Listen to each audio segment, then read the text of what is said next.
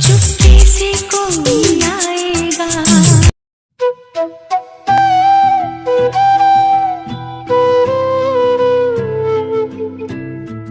फिर सारी रात जगाएगा। Hey guys, what's up, hope you all are doing good. So guys, जैसे कि आप मेरे लास्ट के ब्लॉग में देख चुके हैं कि सेलर सर जो हैं वो शिप पर ज्वाइनिंग के लिए जा चुके हैं और इसी के साथ ही मेरा सेकेंड ट्राइमेस्टर भी स्टार्ट हो चुका है। बहुत सारे लोगों की पर्सनल क्वारीज आती हैं कि मैं आप लोगों के साथ अपने फुल डे का रूटीन शेयर करूं, तो मैंने सोचा कि चलिए अब सेकेंड ट्राइमेस्टर की शुरुआत जो है ऐसे ही करते हैं।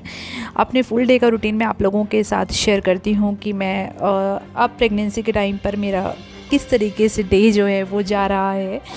तो डे की शुरुआत तो मेरी हमेशा वॉमिटिंग के साथ ही होती है। फर्स्ट ट्राइमेस्टर से ही अर्ली मॉर्निंग उठते ही सबसे पहले मॉर्निंग सिकनेस होती है, वॉमिटिंग होती है। तो देखते हैं कब तक चलती रहती है। अभी तो मेरे सेकेंड ट्राइमेस्टर के 15 डेज़ जो हैं वो जा चुके हैं, लेकिन अभी भी मुझे वॉमिटिंग जो है वो कंटिन्यू है। मुझे अभी भी याद है जब मेरा फर्स्ट बेबी था तो उस टाइम भी मुझे 4 मंथ तक मुझे वॉमिटिंग होती रही थी। तो देखते हैं अब कब तक चलती रहेगी, लेकिन कंडीशन अभी भी मतलब वॉमिटिंग वाली है। तो चलिए। सो गाइस, जिन मदर्स के बेबीज़ जो हैं वो स्कूल जाते होंगे वो अच्छी तरह से जानते हैं कि उनके दिन की शुरुआत अपने बच्चों को स्कूल भेजने के साथ ही होती है।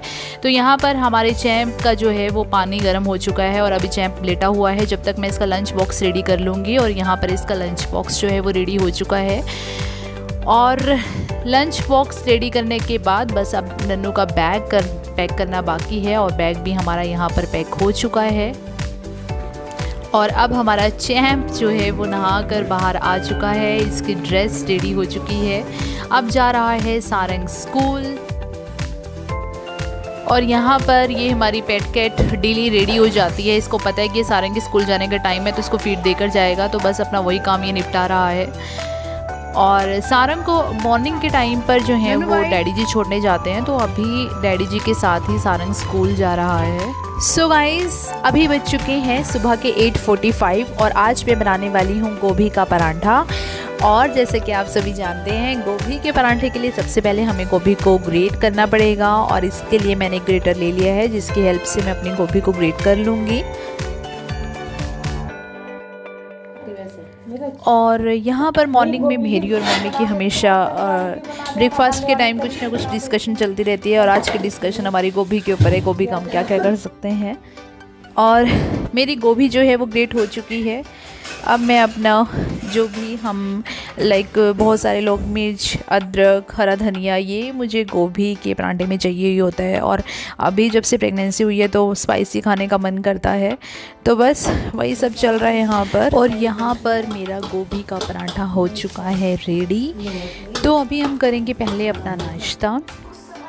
सो गाइज़, यहाँ पर बहुत सारे लोग देखकर समझ चुके होंगे, यहाँ पर चल रही है रामायण। और अब क्या हो गया कि कुछ दिन से मेरा एक रूटीन बन चुका है कि ब्रेकफास्ट के टाइम पे डेली का एक रूटीन है, मम्मी के साथ बैठो और रामायण देखो। पॉजिटिव वाइब्स तो आती ही हैं और रामायण ऐसा है मतलब कि हर कोई देखना पसंद करता है, चाहे उसे कितनी ही सीरियल रिपीट हो जाए, रामायण कितनी ही पुरानी हो जाए, सब लोग रामायण देखना बहुत पसंद करते हैं। और अब जब मुझे प्रेगनेंसी है तो बहुत ही पॉजिटिव वाइब आती है मॉर्निंग के टाइम पर। तो ये हम दोनों का डेली का रूटीन है, मॉर्निंग में रामायण देखते हुए ब्रेकफास्ट करना, तो वो यहाँ पर चल रहा है। सो गाइज़, अब मेरा मॉर्निंग का ब्रेकफास्ट हो चुका है और अब मैं अपना मॉर्निंग का जो भी क्लीनिंग का काम है वो जल्दी जल्दी निपटाऊंगी। एक्चुअली मॉर्निंग में होता क्या है, मुझे लगता है हमारे घर में ही ऐसा होता है, ये सब घरों में मुझे नहीं पता, बट बहुत सारा काम फैल जाता है ब्रेकफास्ट के बाद। ब्रेकफास्ट के बर्तन और किचन क्लीनिंग का काम, तो मतलब सुबह सुबह ही आप अगर अपना किचन क्लीन कर लो, अपनी सब कुछ निपटा लो अपना किचन का काम, तो बहुत ईज़िली हो जाता है मैनेज। तो बस अपना मैं जल्दी जल्दी अपने बर्तन करूँगी, उसके बाद किचन क्लीनिंग का काम करूँगी और बाकी तो आप देखोगे ही आगे। सो गाइस, बर्तन मेरे धुल चुके हैं और अब हम अपना किचन टॉप काउंटर क्लीन कर लेंगे। किचन टॉप काउंटर एक बार क्लीन हो जाए ना, एक बार मॉर्निंग में, तो बस आपका किचन जो है वो अच्छे से शाइन करता है और उसके बाद तो आपको सारा दिन बस हल्का सा और डस्टिंग करने की ज़रूरत होती है। लेकिन मॉर्निंग में एक बार अच्छे से क्लीन कर लो और उसके बाद छुट्टी, तो बस मैं अपना किचन काउंटर यहाँ पर क्लीन करूँगी।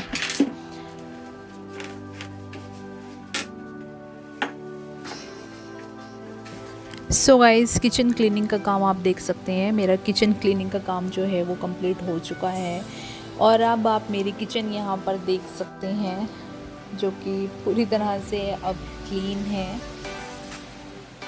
और जब तक मेरी किचन क्लीन हुई, हमारी मेड जो है वो आ चुकी है और उसने ऊपर के पोर्शन का आधा काम निपटा लिया है। और अब मेरा डेली की रूटीन की तरह एक डेली का सेट है कि उसके लिए चाय बननी है, तो अब मैं उसी के लिए चाय बना रही हूँ और चाय बना के जाऊँगी मैं ऊपर वाले पोर्शन में। देखती हूँ उसने कितना काम किया और कितना काम अभी करना बाकी।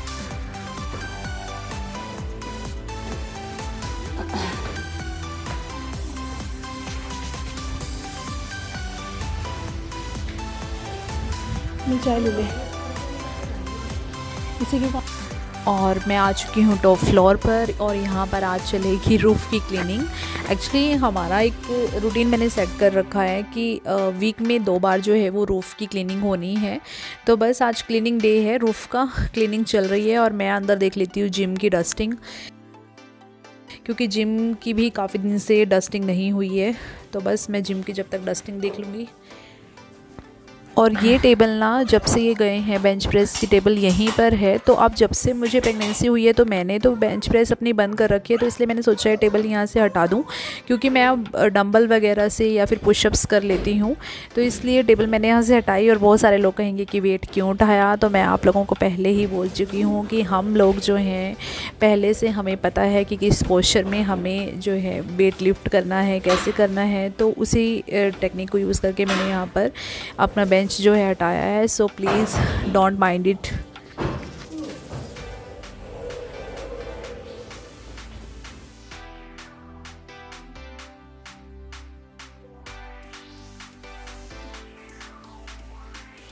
तो जिम की मेरी डस्टिंग हो चुकी है और अब ये मेरा जो योगा वाला पोर्शन है यहाँ की डस्टिंग होनी बाकी है। बस अब मैं यहीं की डस्टिंग करूँगी और उसके बाद जो है मेड यहाँ पर आकर अपना मॉप वगैरह कर लेगी। और यहाँ पर आप देख सकते हैं हमारी जिम जो कि बिल्कुल अब क्लीन हो चुकी है। बहुत से लोग मुझे पर्सनल क्वेरीज़ करते हैं, कमेंट करते हैं यूट्यूब पर कि आपका होम जिम है। तो हाँ, हमारा होम जिम है और इसका हमने ब्लॉग भी यूट्यूब पर डाला है कि आप होम जिम सेटअप कैसे कर सकते हैं बहुत ही कम खर्चे पर और बहुत ही इफ़ेक्टिव मशीनों के साथ। तो वो ब्लॉग आप लोग ज़रूर देखिएगा, मैं लिंक उसका डिस्क्रिप्शन बॉक्स में डाल दूँगी। सो गाइस, मॉर्निंग में उठते ही ना मैंने अपने सबसे पहले जो भी कपड़े थे वो सारे मशीन में धुलने के लिए डाल दिए थे, ताकि जब तक मेरा नाश्ता वगैरह हो तो ये कपड़े धुल चुके हैं और मैंने ड्रायर कर लूँ। तो बस अब मैं इनको ये ड्रायर करने के लिए आई हूँ, क्योंकि ऑलमोस्ट मेरे कपड़े सारे धुल चुके हैं। और अब जब से प्रेगनेंसी हुई है ना, तो जब भी मैं मॉर्निंग से, जैसे काफ़ी घंटे हो गए हैं मुझे काम करते हुए, तो बैक में जो है वो थोड़ा सा स्ट्रेन पड़ता है। लेकिन चलो, ये तो जो शाम को जब योगा होगा तो सब दूर हो जाएगा। लेकिन प्रेगनेंसी में ये तो है कि हमारी बैक में जो है वो पेन स्टार्ट हो जाता है। तो बस आप अपना योगा कंटिन्यू रखो तो सब ठीक हो जाएगा। तो जब तक मेरे कपड़े हो रहे हैं ड्रायर, मैं यहाँ पर अपने पौधों को जो है वो पानी डाल दूँगी।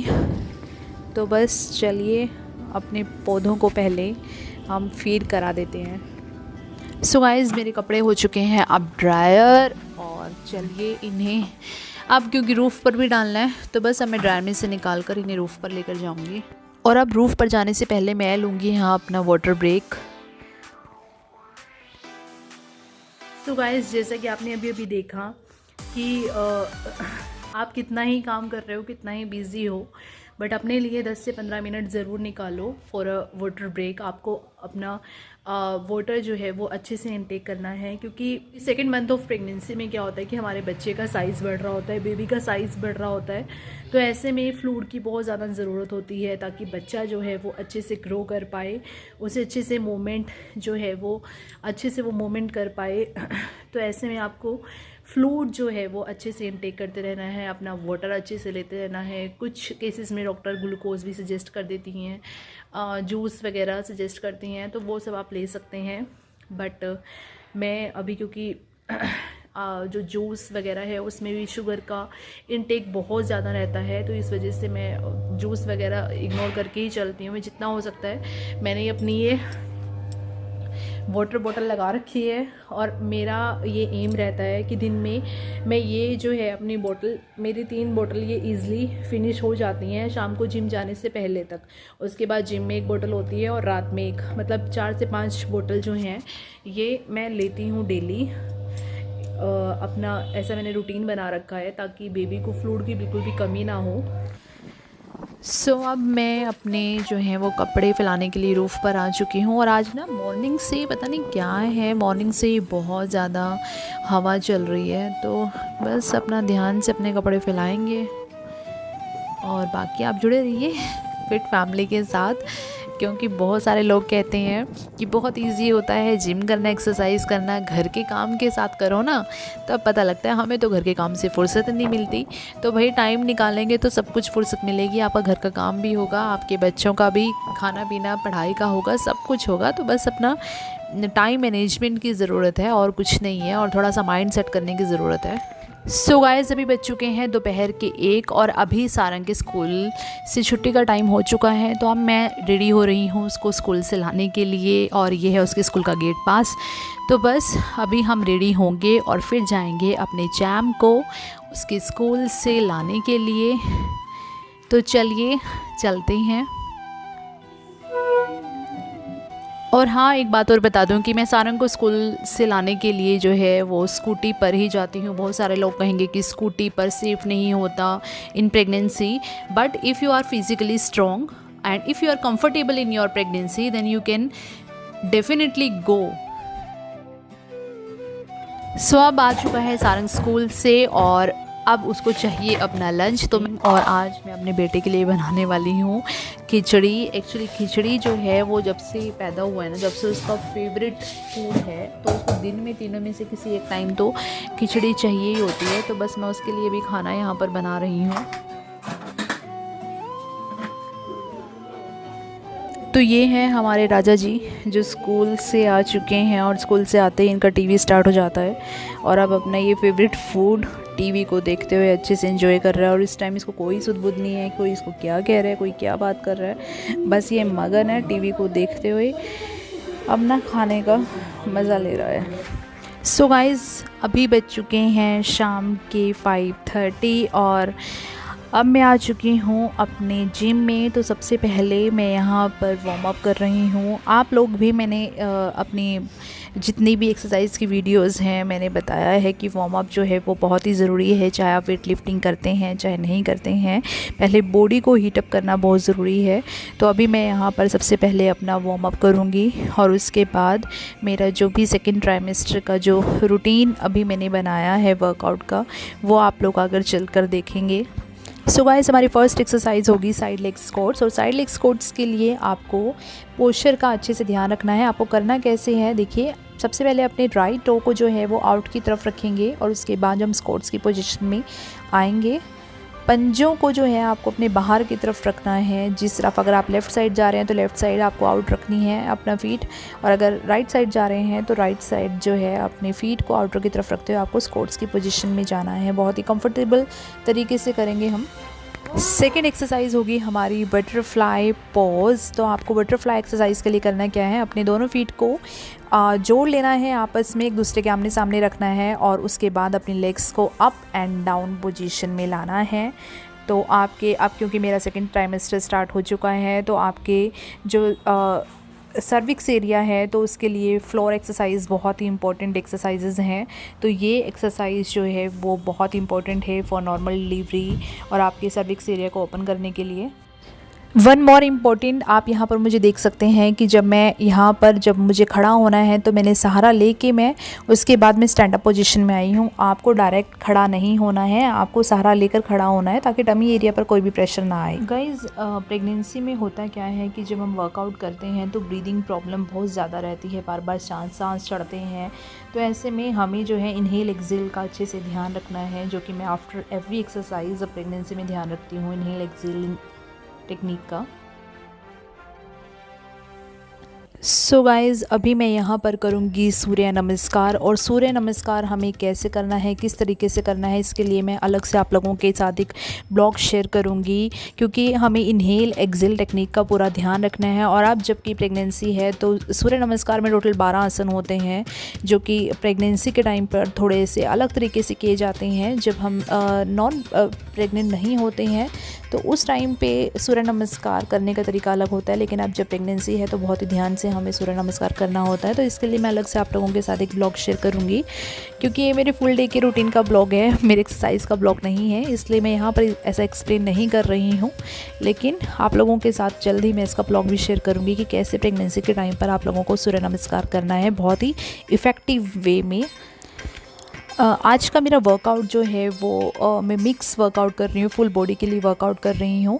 तो अभी जो है मैं अपने ट्राइसेप्स को ट्रेन करने के लिए यहाँ डंबल का यूज़ कर रही हूँ। और यहाँ पर आप चैम्प को देख सकते हैं, जो कि मम्मा को देखते ही पहुँच जाता है जिम में कि अच्छा मम्मा वर्कआउट कर रही है तो मैं भी करता हूँ। तो ये भी अपना लगा हुआ है।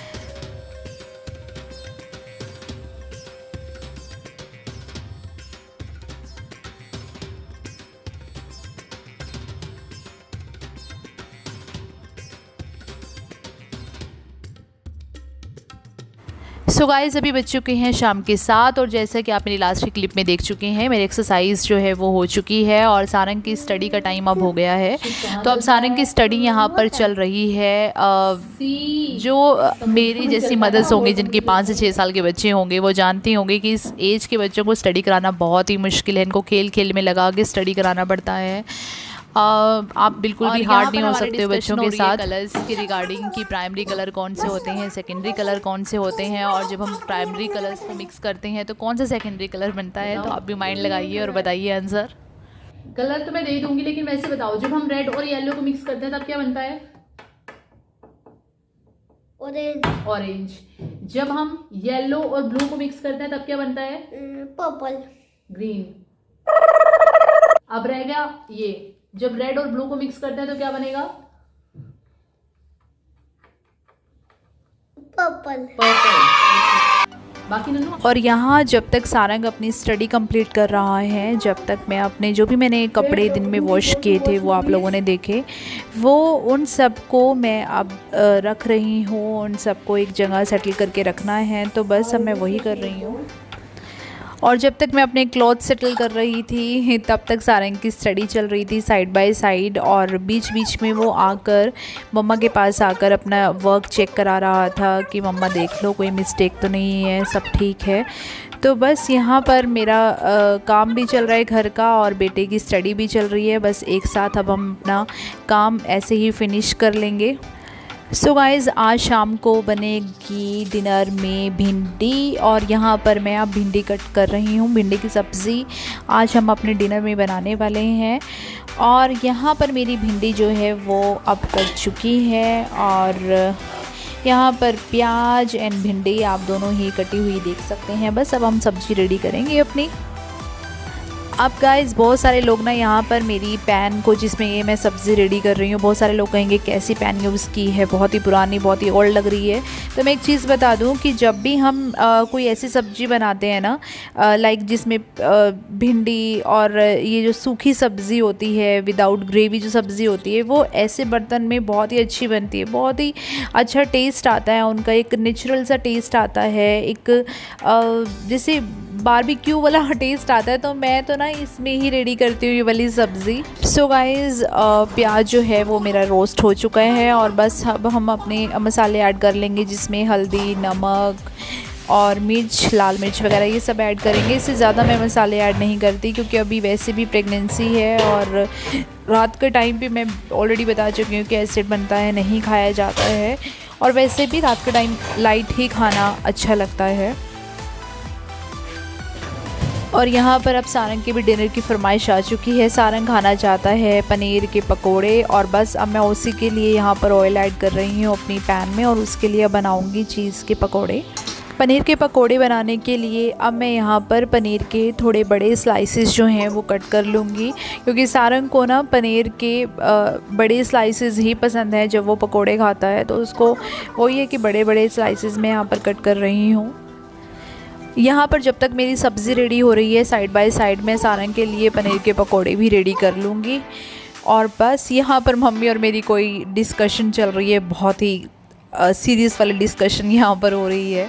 तो जब तक मेरा काम भी होता रहेगा और जब तक हमारा डिस्कशन तो चल ही रही है।